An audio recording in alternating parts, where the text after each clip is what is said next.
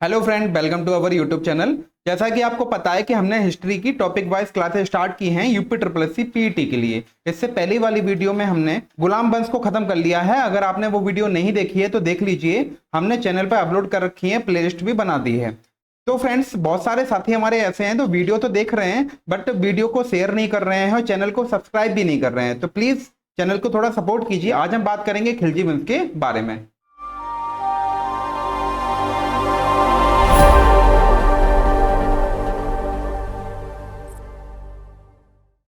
आइए बात करते हैं खिलजी वंश के बारे में। तो खिलजी वंश का जो समय था वो था 1290 से लेकर 1320 ईस्वी तक। इसके संस्थापक आपसे पूछे जाते हैं तो खिलजी वंश के संस्थापक थे जलालुद्दीन फिरोज खिलजी। इनका जो समय था वो 1290 से लेकर 1296 ईस्वी तक था। इनका वास्तविक नाम आपको याद रखना है, इनका वास्तविक नाम था मलिक फिरोज। क्या था? मलिक फिरोज। अगर आपसे पूछा जाए दिल्ली सल्तनत में किस वंश का शासनकाल सबसे कम था तो वो था खिलजी वंश का। किसका था? खिलजी वंश का। कितने वर्ष का था? 30 वर्ष इन्होंने शासन किया था।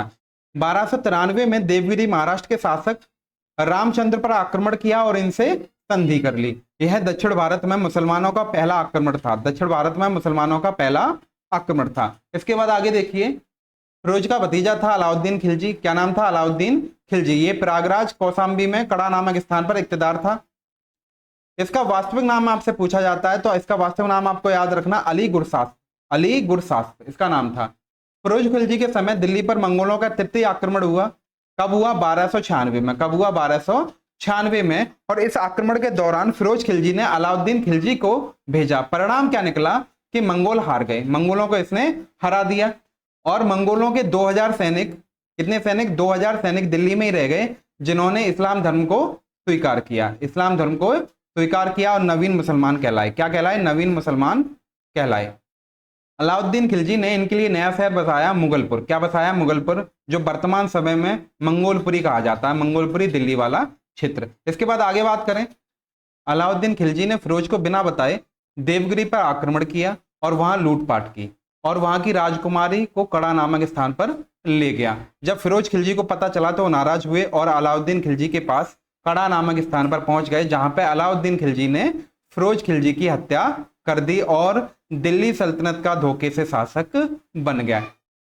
आगे बात करते हैं अलाउद्दीन खिलजी के बारे में। इनका जो शासनकाल था 1296 से लेकर 316 तक रहा। जोधपुर अभिलेख में जो संस्कृत में लिखा हुआ है, इसमें अलाउद्दीन की तुलना किससे की गई है? देवता से की गई है। किससे की गई है? देवता से। ये इंपोर्टेंट है, आपको याद रखना है। प्रथम शासक जिसने सैनिकों का वेतन निर्धारित किया वो अलाउद्दीन खिलजी थे। ये सैनिकों को नगद वेतन देने लगे थे। इतिहासकारों के अनुसार अलाउद्दीन की शुरुआत धोखे से हुई, विकास परोपकार से हुआ और इसका अंत आतंक से हुआ। ये कहा, किसने कहा? इतिहासकारों ने कहा। स्थायी सेना रखने वाला पहला सुल्तान था जो वेतन पर स्थायी सेना रखने लगा था।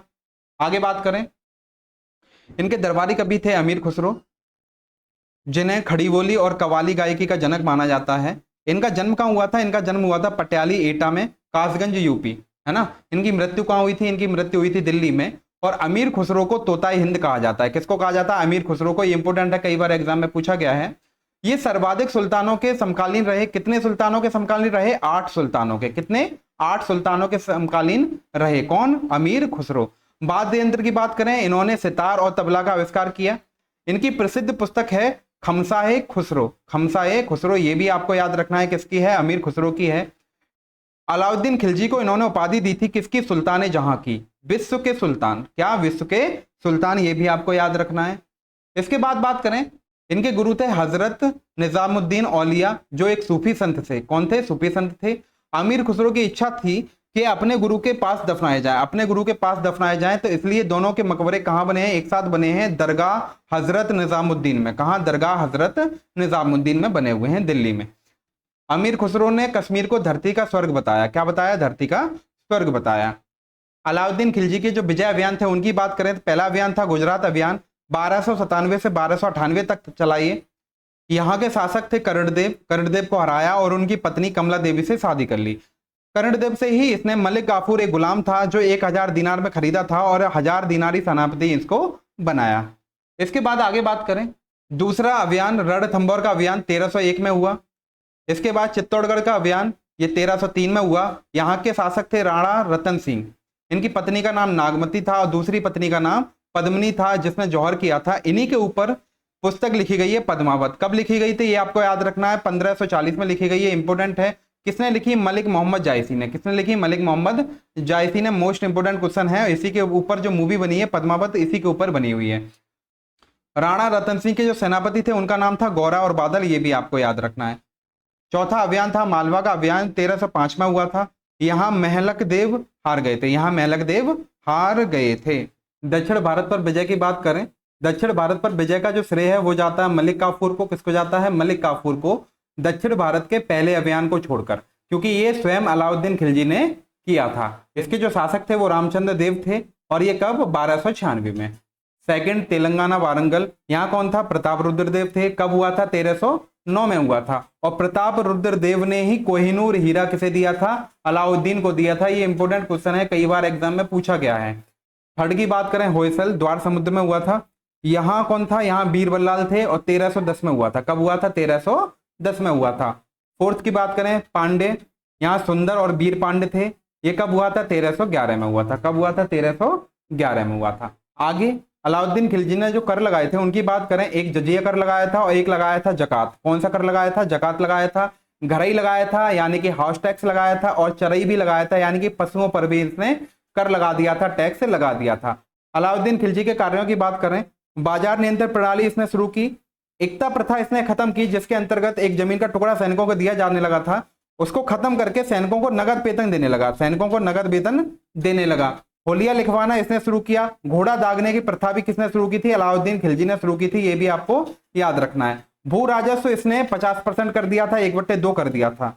आगे बात करें, खुम्सकर लूट इसने क्या कर दी थी? 4/5 कर दी थी। और इसी के समय दान की भूमि को क्या कहा जाता था? खालसा कहा जाता था। क्या कहा जाता था? खालसा कहा जाता था। ये भी एग्जाम में पूछा जा चुका है, आपको याद रखना है। इसने कुछ विभाग बनाए थे, उनको आपको याद रखना है बहुत अच्छे से। दीवाने विजारत ये वित्त विभाग था। दीवाने आरिज ये सैन्य विभाग था। दीवाने रसालत ये विदेश विभाग था। दीवाने रियासत बाजार नियंत्रण विभाग था।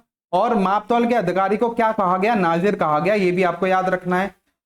अलग अलग कर वसूलने और भ्रष्टाचार को खत्म करने के लिए इसने अलग विभाग बनाया था, उसका नाम था दीवाने मुस्त खराज। दीवाने मुस्त खराज, ये भी आपको याद रखना है। आगे बात करें, मंडियों के प्रमुख को सहना ए मंडी कहा जाता था। सहना ए मंडी। गुप्तचर को बरीद कहते थे। क्या कहते थे? बरीद कहते थे। अलाउद्दीन के निर्माण की बात करें, 1000 खंबा महल इसने बनवाया, सीरी का महल बनवाया, जमीयत खाना मस्जिद बनवाई इसने, अलाई दरवाजा इसने बनवाया। जो कुव्वत उल इस्लाम मस्जिद थी उसका दक्षिणी गेट था जो अलाई दरवाजा कहलाता है। हौज खास इसने बनवाया, ये कहाँ है? दिल्ली में है। अलाउद्दीन खिलजी की मृत्यु 1316 ईस्वी में हुई, जालोदर रोग की वजह से। कौन से रोग की वजह से? जालोदर रोग की वजह से। और इसका जो मकबरा बना हुआ है वो कुतुब मीनार परिषद में बना हुआ है। कहाँ बना हुआ है? कुतुब मीनार परिषद में बना हुआ है। आगे बात करें, अलाउद्दीन की मृत्यु के बाद गद्दी पर बैठा उनका गुलाम मलिक काफूर, और ये केवल 36 दिन के लिए गद्दी पर बैठा था। मलिक काफूर के बाद गद्दी पर बैठा मुबारक शाह। कौन बैठा? मुबारक शाह। ये 1316 से लेकर 1320 तक इसका शासनकाल था। ये पागल बादशाह के नाम से जाना जाता है, पागल बादशाह के नाम से जाना जाता है। स्वयं को खलीफा घोषित करने वाला दिल्ली सल्तनत का पहला सुल्तान कौन था? मुबारक शाह खिलजी था। इसने अपने आप को खलीफा घोषित किया था। महिलाओं के वस्त्र और आभूषण पहनकर दरबार में ऐसे ही दौड़ा करता था। इसके बाद आया खुसरो शाह 1320 में। इसके समय पंजाब से गाजी मलिक आया। गाजी मलिक दिल्ली में आकर नारे लगाने लगा, इस्लाम खतरे में है, इस्लाम खतरे में है। और ये खुसरो जो था वो परिवर्तित मुसलमान था, इसे गद्दी पर हटा दिया गाजी मलिक ने। इसका नाम गयासुद्दीन तुगलक है और दिल्ली सल्तनत का सुल्तान बना और तुगलक वंश की नींव डाली। किसकी? तुगलक वंश की नींव डाली। तो फ्रेंड, नेक्स्ट वीडियो में हम तुगलक वंश की बात करेंगे। इस वीडियो को आप लाइक कीजिए, शेयर कीजिए, और चैनल को जिसने सब्सक्राइब नहीं किया है कर लीजिए, और टेलीग्राम चैनल को भी ज्वाइन कर लीजिए। मिलते हैं नेक्स्ट वीडियो में। Thank you.